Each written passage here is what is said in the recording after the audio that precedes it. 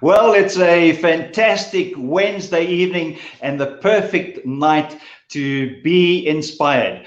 I think everyone has had the opportunity to start the year 2022, and I'm sure that you are looking forward to a very exciting year. You know, when I was moving around doing business hours today, I was able to interact with different people, and what I noticed is that there are many people asking a very serious question about life, and I don't think it has anything to do with the pandemic that people have experienced in the past 18 months or so. I think it is something that everybody begins to ponder upon at the start of a new year when they go back into the routine of work and home, work and home, or in South Africa we say werk toe, huis toe. And you know, we know that at the end of each month we're going to get a certain paycheck and nothing is going to change. The only thing that's going to change is things are going to become more expensive and more costly during the year. And so when I looked at people in the various stores and while I was sitting in the restaurant, what I noticed was a sadness in their expression. They were searching, and I believe the question that they were asking is, what am I doing?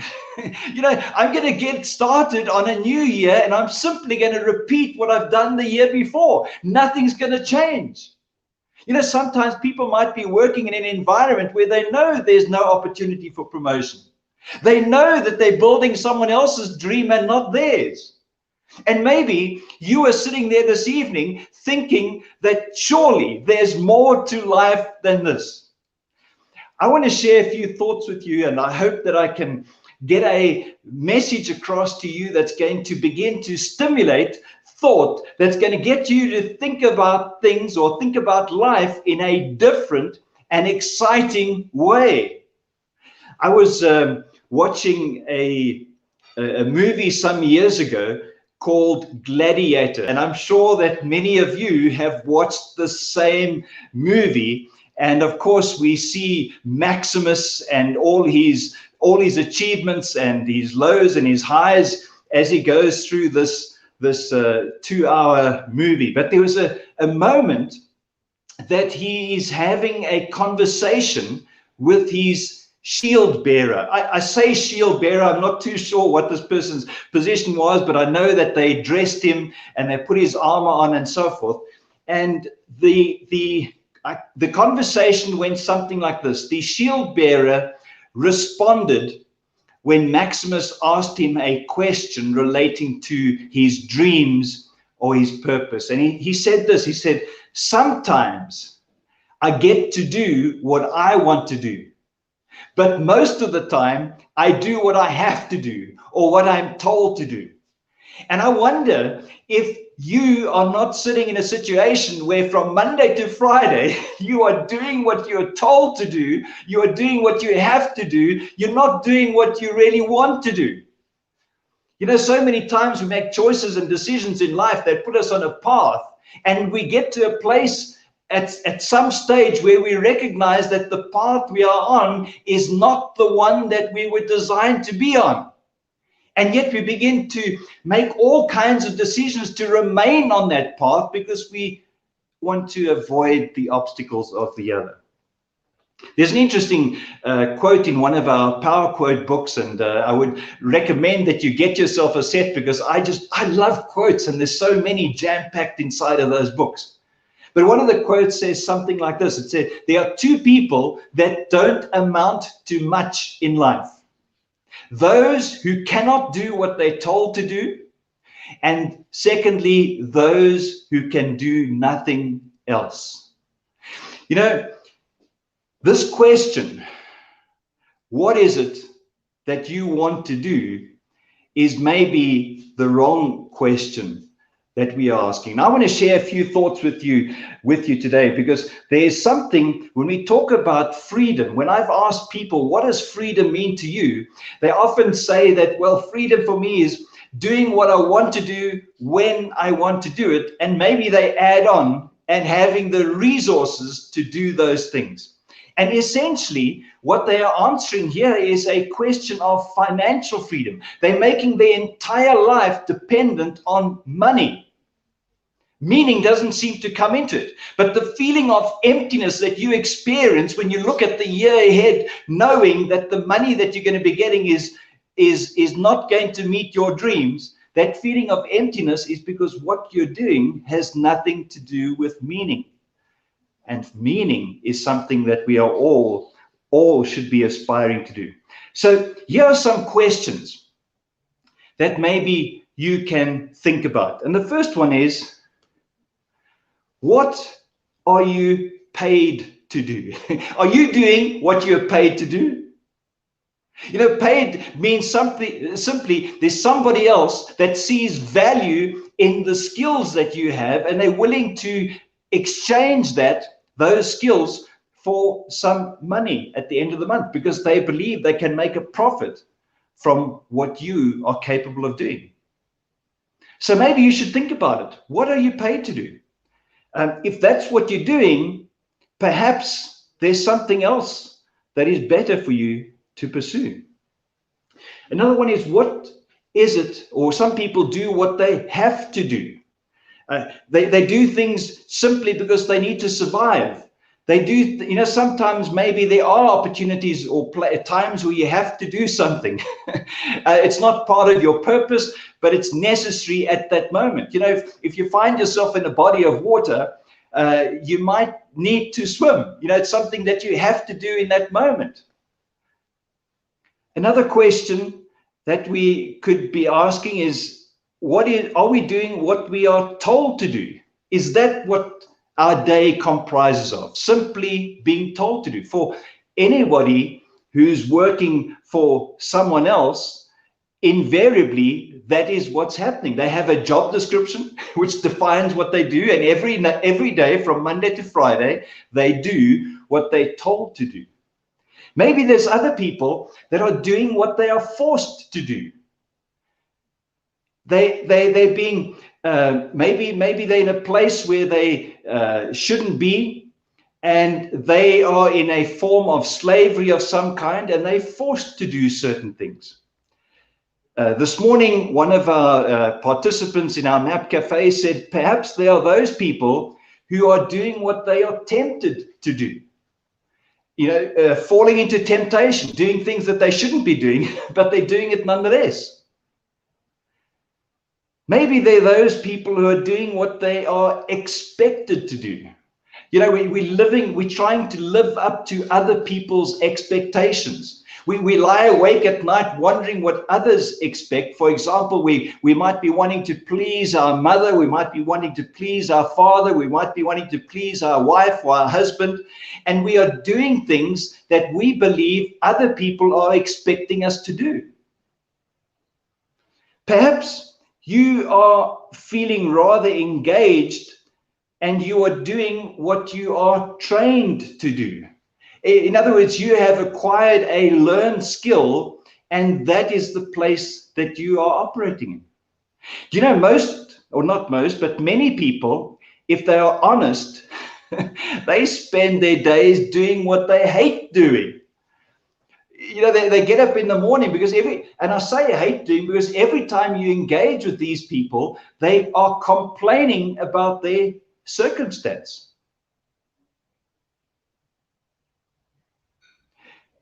So the question, what do you want to do, maybe is not the best question to ask. Because I think the question that we should be thinking about is, what am I born to do? What am I born to do? And I want to touch on a few questions that maybe can help you to begin to discover what you were born to do. And one of the questions that you could ask is, what do you volunteer to do? You know, when people ask for someone to participate in something, are you the first person that puts up your hand? What are those things that you enjoy volunteering to get involved in? This could help you to begin to discover what you're passionate about. And that leads on to the next question. What do you love doing? What puts a smile on your face every single day? You know, Les Brown says, if you can find that thing that puts a smile on your face, you would want to do it 7 days a week. You wouldn't need weekends to recover because you are energized by the things that you love to do. What do you find yourself doing? Some people find themselves procrastinating. They spend their entire life procrastinating, putting off things that could just, things till tomorrow that could just as well be done today. Do you find yourself procrastinating? Maybe you find yourself pottering around, you know, doing little things. You have a hobby of some kind that you just love to go and get lost in. Maybe that is going to give you an indication of the things that you could be doing. What do you desire to do?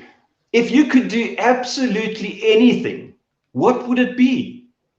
What speaks to your heart? What gets your heart to beat faster? What gives you your pulse racing? What would you desire to do? Here's an interesting question. And the question is, what do you get asked to do? Do you know what's interesting is many other people are able to see your gifts and talents where maybe you cannot see them. And the way to understand what other people see as your gift or talent is based on what they ask you to do. Because they're going to ask you to do the things that you are good at, naturally good at. So what do people ask you to do? And linked with that is, what do you believe you are gifted in or gifted to do? Maybe we should be looking at this question over here. And I think this is the question of purpose that so many people wish they knew the answer to. And that is, what are you called to do? Or what have you been sent to do? Have you been called or sent to build an empire for yourself, to climb the ladder and get the trophy, to be the wealthiest person on the planet? Or have you come to make a purposeful difference and meet the needs of others? You see, this question, what am I called to do, is one that we all need to answer. I think when I start looking at what am I called to do, there are some interesting questions that come to mind. And the first one is, what is it that you have come to start? You are a unique, one-of-a-kind person.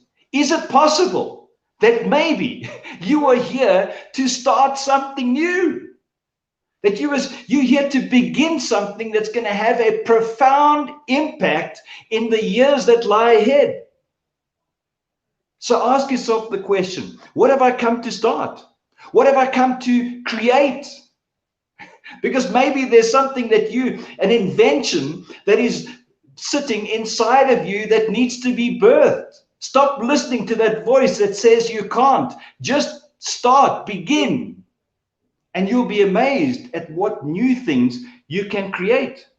Instead of wondering, what does the new year hold for you? Ask the question, what have you come to give? What have you come to give? Because when you begin to give something, you begin to meet a need. And so, what is the need that you have come to meet? Another one which Peter, our facilitator this evening, is very strong in is, what legacy would you like to leave? You know, is it going to be one that's a dead legacy where we put up a statue and tell people that once upon a time you lived? Or is it going to be a living legacy that has life in it because what you created has a special place in the hearts and minds of people into the future? Are you going to be leaving a living legacy? If God does exist, I know that there are many people that don't believe there is a God. But if he does exist, and you were to meet him at the end of this life, what words would you like him to say to you? What would you like to hear? I think it's important for us to think about this. I believe, and with these four things, I'm going to close, but I really feel that we need to take each of these aspects that I've shared with you this evening and continue the discussion into the rest of this year. I believe that you are mapped. And when I say you are mapped, there is a very definite mandate. And so it's important that you and I seek to understand our mandate. And when I use the word mandate, I'm talking about our theme for this year, which is purpose. What is your purpose? What have you been sent to do? What is the message that you've come to deliver? What is the thing you've come to start, to create? What difference have you come to make? What is your mandate? The second important aspect in the mapped concept is, what is your anointing? When I use the word anointing, it might not be a familiar term. What's interesting is when a king, just for those of you who know what, like Heather comes from the United Kingdom. When a king takes his position, he's not appointed, he is anointed. So it's a term that's used in a spiritual context. But for me, anointing speaks about your gift and talent, what comes naturally to you. So what is your anointing? The third of the four questions that I think lead to us to discover our purpose and to recognize that we are mapped is, what is your provision? Right now, if you are sitting and looking at all the things you don't have, it means you are overlooking the things that you do have. So what is it that you do have? Because the things that you do have are things that you can begin to use. And you will be amazed at what you currently have and that you can begin to use to take a step forward. So what is your provision? And then finally, what is your destiny?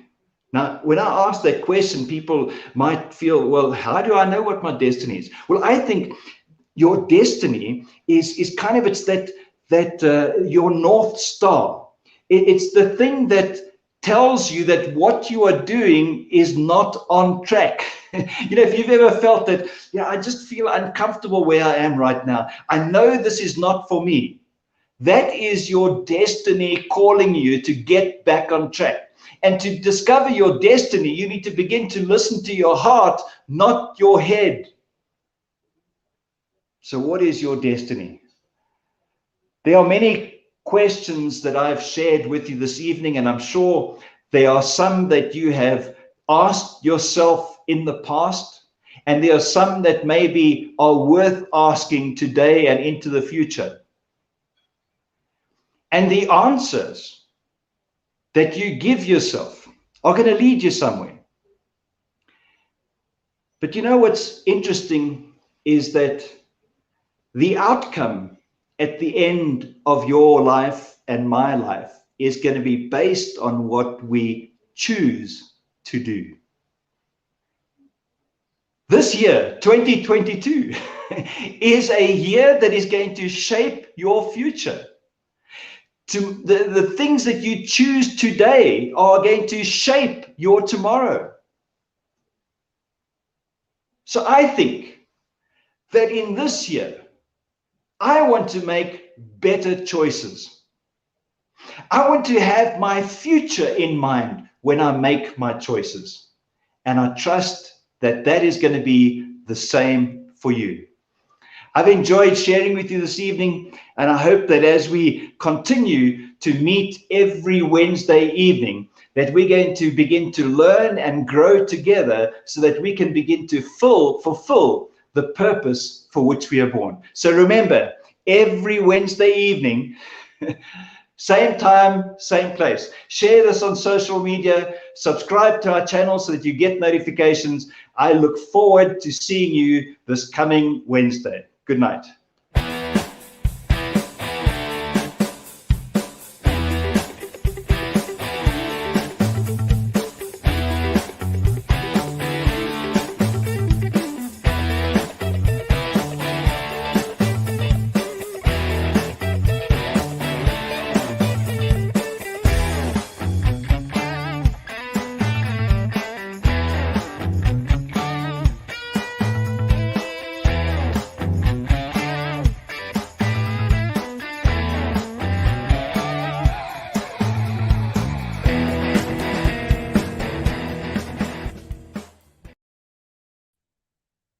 Glenn, thank you for a real challenging presentation to us.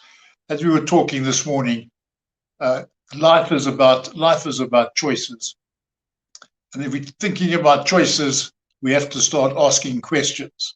We have to start asking the right question. Now, I don't know, I should have counted how many questions you actually posed out there. There were certainly many, many challenging questions.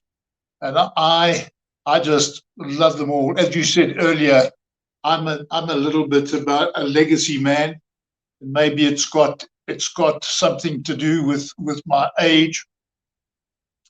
And related to that, I also have a very strong calling that I believe that we do have a creator. I do believe that we were created for a specific purpose. And I do believe that this time is going to come when we're going to have to meet our Creator, and we're going to have to give an account for what we've done. And I find that challenging, just thinking about that particular question, because I feel that I wasted a lot of my life, and that time is running out. And I need to make sure that when I face my Creator, I've got something to show for it. But that's my little challenge to the questions that you've posed. But I just like to sort of throw it out to the group and say, did one question really hit a chord with you? And if so, what was it? So, team, would you like to come in? I'll just start with you, Terence, because you're top of the screen for me. Terence? Yeah, no, absolutely. Thanks, Peter, and yeah, thanks, Glenn. That was a great talk. I think for me, the question around mandate, Peter, and it follows on what you have said, is that we are mandated, and out of that, I asked the question: well, if I am mandated, who mandated me? And if I need to understand what that mandate is, I need to go to the one who mandated me, if you know what I mean. And you spoke earlier of the Creator, and that's where for me, that's such an important question.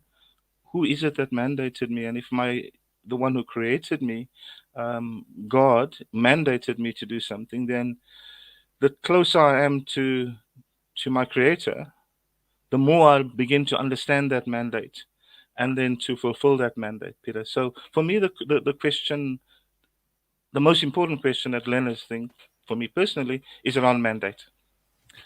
Okay, thanks, Peter. Wonderful. Heather, what about you?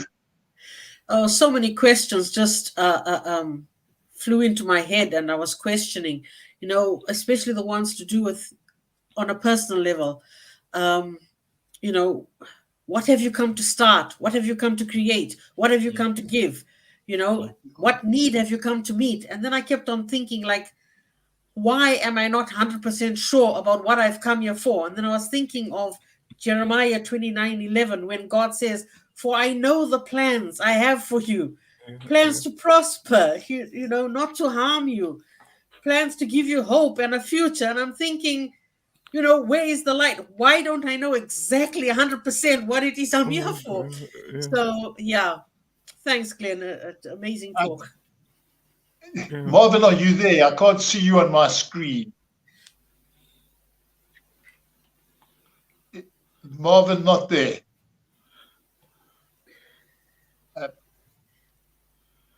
Okay. I Peter, assume Marvin. sorry, is Marvin not there, Peter? He'll be joining us just now. He's Okay. coming on pretty soon.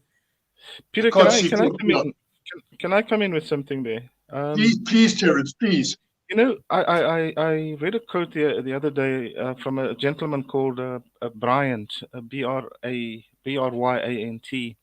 and he says what he's come to realize, and I paraphrase, what he's come to realize is that most people are busy finding out what their purpose is, and he believes that we should rather be living our purposes rather than spending so much time trying to find out what our purposes are and not Sure. living them, and that to me was so significant because I'm picking up on what Heather said. We try and perfect this whole issue of purpose. We try and get a 100% mold of who we are. And I don't think that's what we're called to do. I think we're called to understand what our purpose is and to work on it and to perfect it as we go along. So I'm hoping by the time I take my last breath, my purpose, understanding, and definition is much clearer than it is now, and it's much clearer than it was 20 years ago. I thought I'd just throw that in, Peter. No, thank you. Marvin, welcome. Have you got any comments about the questions? Hi, Peter, and hi, everybody. Hopefully you can Hey, hear me Marvin. okay. So regarding purpose, regarding where we should be, I got a slightly different spin on it. And the spin is basically your purpose. You know that you're in your purpose when it's something that comes naturally to you, when it's something that you naturally want to tell everybody about, when it comes that it's the one thing that energizes you. So the more you can be as dog tired as you want to be, but the minute you do this thing, immediately it could be 2 a.m. in the morning and you energized, you're full of energy, you really want to do it. It could be something that you can't stop reading about. It's something that you can't stop teaching about. You can't stop telling people about because it's something Yes. that you find time for. It's something that you find money for. Time and money, as you know, are two limited resources for most. But when you do this thing, this one thing, your purpose, your calling, that's when immediately you find the money for it. It doesn't matter if you need to beg, borrow, steal, you'll find the money to do it because But that's the Marvin, thing. you say one thing. There are few people who have more than this one thing that gives them energy, and this is where I struggle. You know, if I was good at one thing and one thing gave me passion, then I think it's easier then to find your purpose.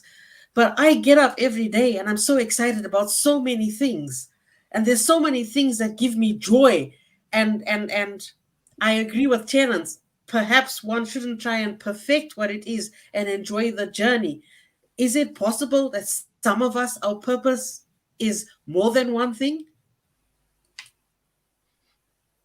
I think if you were to kind of break that down further, personally, it would come down to that one thing.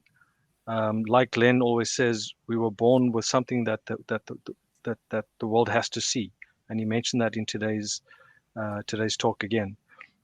And that it's I think it is a one thing that might have different branches of something else, and those branches would become applicable based on the phase in life that you're in, or based on what you're called to do in that moment, in that phase, in that era that you should be.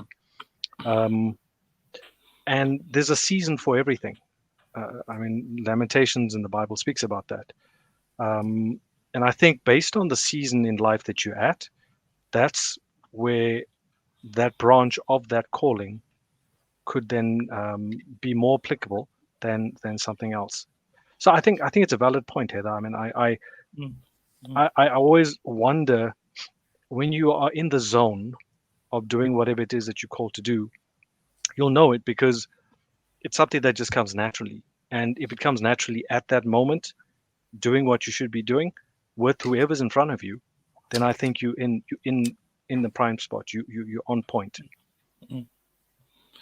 Yeah. I like that phrase, in the zone, and being in the zone. And I think being in that zone, being in that sweet spot is a sign that we are where we should be.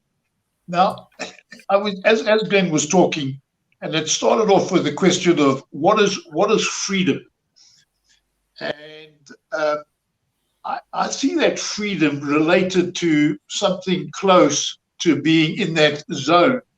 And I was one away from saying my first question to the group would be, how do you relate to freedom? Is freedom something that is important to you? And I'd like comments on that. Yeah, Peter, if I can come in here, I think freedom is absolutely essential, and it's for me, it's fundamentally the freedom to live the life that I was meant to live. Right now, that might sound very generic, but it comes all the way back to purpose. If I'm living in the plan that was meant for me, right, and that I'm mandated for by my creator, as I said earlier, if I'm living in that, then in that there's freedom. You know, it's the freedom to actually live the life that I was meant to live.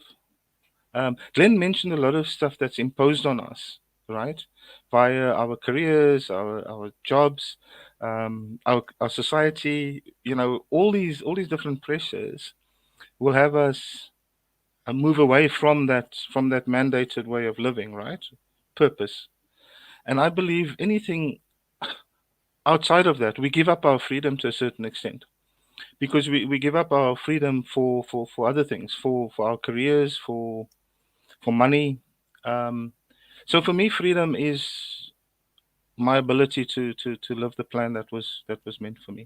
That's it, Peter. I'm sure our fellow guests will also comment. Heather, would you like to comment? I'm going to Yeah, come back to Terence on that with a thought. I agree with Terence. For me, freedom is doing what I want, when I want, with whom I want, how I want. And in order Yeah. to do that, you've got to exercise that choice. A lot of times we let other people choose for us. We let circumstances choose for us. We let the seasons choose for us, the environment, the weather. Everything makes a choice for us, and we allow that to happen. So we actually give up. We surrender that freedom a lot of the time. It's right there. It's there for the taking. You've got to make the choice. Yeah. Marvin? Is freedom important? Absolutely. Freedom is something that God has granted us. And the interesting thing is, God has given us the freedom to choose. In the Bible, it talks about choose life and death. He hints to say choose life, but it's still a choice. We can choose to see a positive or a negative outcome of a situation. And I think sometimes, and I like what Heather was saying about, surrendering that choice is also a choice. We can choose to see only negative out of a negative situation, or we can also choose to see positive out of a negative situation. And the interesting thing is, more times than not, when a negative situation hits us, and you look back a couple of days, weeks, months, you realize how the choice to see positive, and to go through and work with whatever that situation was, had actually positively impacted us. The choice that we have in life will always happen, but the thing that we can control is our response to it. You can either choose to see it negatively, you can either choose to see it positively. For me personally, I always try to look for the positive, because I think the way the world currently is depicting life is it's dictating, and you can choose to live under that dictatorship, or you can choose to dictate your own life, because Yeah. the truth is we have the choice to be in control of our own destiny. We are the captain of our ship. But if you choose to listen to some of what even government is saying, even what life is presenting, you can easily you can easily fall into just go with the flow as life happens. And I would strongly recommend to anyone and everyone listening tonight to stay away from that. We can control our response to everything and anything that happens. And it's interesting that we've all learned that too much of a good thing is bad, and too much of a bad. No one really talks about too much of a bad thing can actually be good. I think it comes down to making the choice. Last thing I want to say is the Bible also refers to when you look for something, you'll find it, but you got to choose to look. Some people have surrendered that, as Heather had said. If you don't knock, the door's not going to open. If you don't seek, you're not going to find. If you don't ask, it's not going to be given. So choose to do that. And the truth is, you have the control. You can't control what happens to you in life, but you can control your response to what happens to you from life's perspective. Okay, can I come back to the freedom? And I was listening to something earlier on in this week, which was talking about freedom. And the guy is one of these adventure sports people, and he just loves doing adventure events, running adventure trails, climbing mountains, and those things. And he says he leads a simple life so that there's time left over for him to go out there and make memories. Now, I've got a number of friends who sort of saying, no, they've got freedom, and they've got freedom that they can play golf. And I talk of a classic example, and it wasn't golf; it was bowls. And I talk about a one-time mentor of mine, and it's the case of he's now retired, and he plays bowls with the same group of guys 6 days a week because he has the freedom to do that. And then the most exciting thing is that on the 7th day, he plays snooker with the guys that he plays bowls with 6 days of the week. Now, I throw that up and say, well, what do you say to it? That's freedom. Everyone's freedom is different, Peter. If that's his freedom, that's fine. Some people's freedom is that 2 hours of Netflix on a Saturday. Freedom is something that means differently to different people. Of course, we're older, we're wiser, we know better, and we've sort of like done personal developments. So, yeah, our freedom's a little bit different, but it's unique to each person, I think. And I've got a couple of books that are sort of the title along the lines of "Don't Waste Your Life."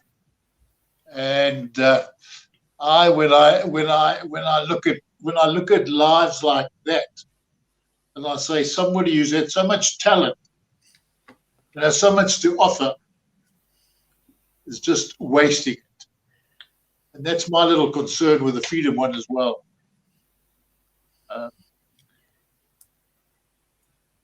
Any comments there?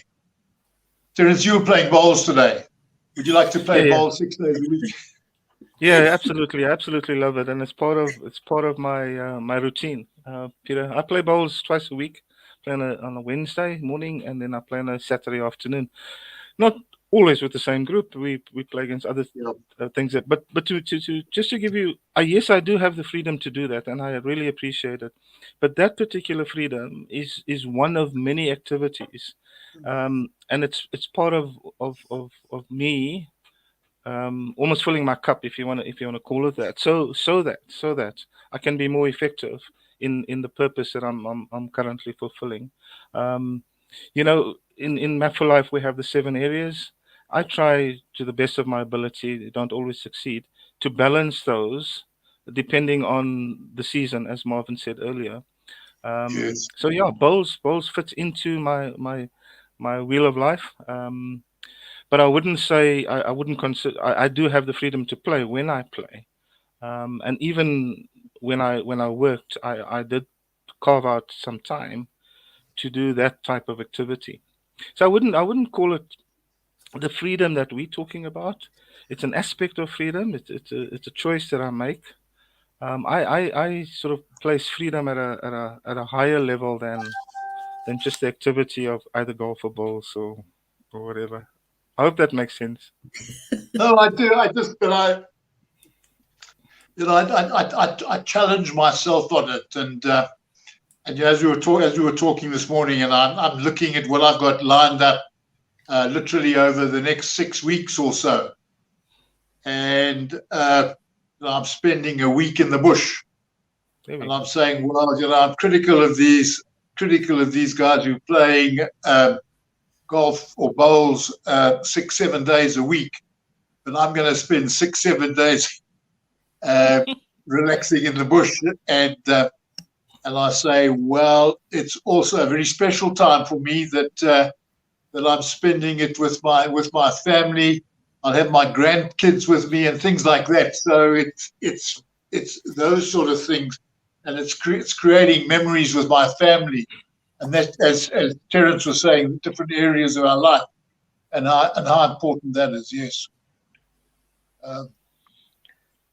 Petty, if I can maybe ask something, it feels a little bit like linked to freedom is there has to be a tag of money associated with that, because if there's money, then it gives you time, and if you're not worried about and chasing after money, and I know Glenn touched on that a little bit earlier, does it then afford you the time to have the freedom to choose if you don't have the money? Because I think that can also be some of the audience watching today could be facing a lot of people, the challenge of not having enough money to allow you to have enough time to have the freedom to do whatever you want.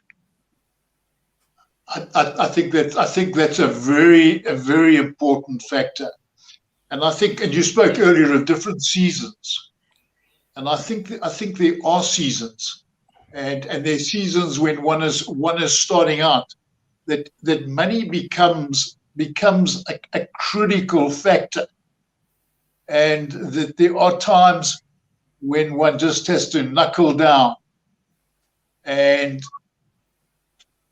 focus on the financial side.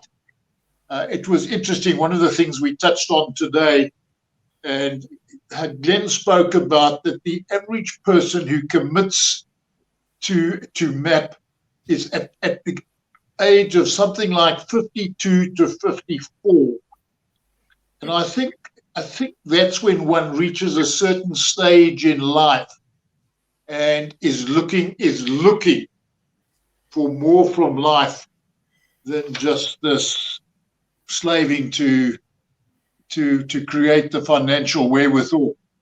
Heather, any comment there? Yeah, but Peter and Marvin, if you know what your mandate is, and if you're anointed,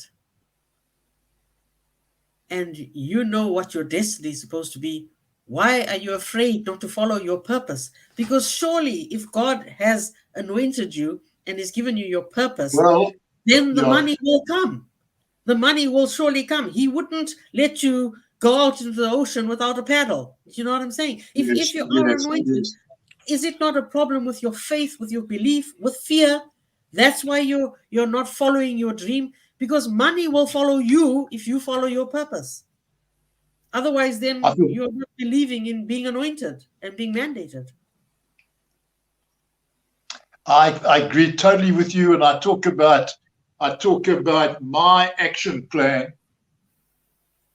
And when my action plan is in accordance with the Master's action plan for my life, I'm in my anointed place or appointed place, and I'm when there magic abundance is provided. So I'm with you 200% on that, and so on. But I do see people who are struggling with that financial question, and I have sympathy with them. I've been there, got the T-shirt, and fortunately, I've conquered it. You made me think a little bit about. Oh, go on, Marvin. Sorry, you made me think about a quote that I read. It says, "The only real prison is fear, and the only real freedom is freedom from fear." And I think, coming to Peter's question about is freedom important, I don't think we realize that freedom is ours. And I think it's easy to rather lean on fear, because fear is again, it's kind of what the world dictates. A lot of this pandemic is driven around fear. Don't do this and make sure you do that. And if you don't do this, then this is going to happen. But what about if you do? What about the? I want to always lean to what is the opposite of it. Opposite of freedom is fear. Opposite of fear is freedom. And coming back to the question about choice, I think, again, a lot of what we have, we can choose to accept where we're at and just go with it, because previous generations, your parents, your friends, your family, the people, your circle that you're in just goes with it. And that's kind of the only thing that you know. And I think it's important for us to highlight that we can choose a different life, and we can choose to go a different way, because that control is in our hands. It's not in the world's hands. It's not in our parents, family, friends' hands. And if you feel it is, you might need to change your circle of influence. A map cafe is a great opportunity to be with people that are like-minded, that live in that freedom. And living in that freedom means not just chasing money, because, and I like what Heather said, money follows when you're in the zone, as I like to call it, and you're not focused on money. The money follows, and it's just because you are aligned with what your purpose is. Then you actually feel the freedom. You feel that lightness in you. I mean, when you're in that lightness, like the Bible says, my burden is, my yoke is light. That's what Jesus wants us to be. That's the lightness of life, is a reflection of the freedom that we have, I think. I want to come back to what Heather said, and I'm not arguing with you about freedom as the opposite to fear, but I'm also saying that faith is the other opposite to fear. And if we have the faith, and it's our faith which I think provides the freedom, and it's a faith of believing in our calling. Heather, would you like to enlarge on that one? Yeah. Well, I mean, faith is the opposite of fear, because if you're stepping in faith, you're not worried about all these other things that could possibly, might never happen. Because most of the time we're worried about things that haven't happened yet. Yes. Or that we've read something happen to somebody else. So we don't step. And I'm probably right there at this moment, because it's a big question. A lot of people are staying in a job because you think, well, I've made a financial commitment, I have to stick by it. Or I know what I'm doing now, I'm earning all this money now, can I just drop everything? So you really have to take that leap of faith. And that's again why you need to as Marvin says, change your circle of friends, meet with like-minded people who are going to encourage you to make that step. Yes. Terence, would you like to add to the discussion? Yeah, absolutely. I'm so pleased that this whole discussion has come up with the fear and the faith and the freedom thing. I think it links so very well. And Marvin and Heather, as well as you, Peter, have pulled it all together. So for me, it goes all the way back to who's mandated me to do what I need to do, right? And that's the faith that I should have. Whatever my Creator says is truth. And that's where, for me, the faith comes in. And if it's always referring back, and yes, doing all the other things that have been mentioned as well, making sure that we're in the right circle of friends, the right influences, we mix with positive people, etc. That all leads to building up this faith. I think it's been a wonderful discussion around faith, fear, and freedom. The three F's came in perfectly. Thanks, Peter. Wonderful. And I think that's the perfect place to say, folk, thank you for being with us tonight. Hope we've given you something to think about. And I hope that you'll think about the questions that Glenn posed to us. So thank you, everybody, and good night to you all. Good night, all.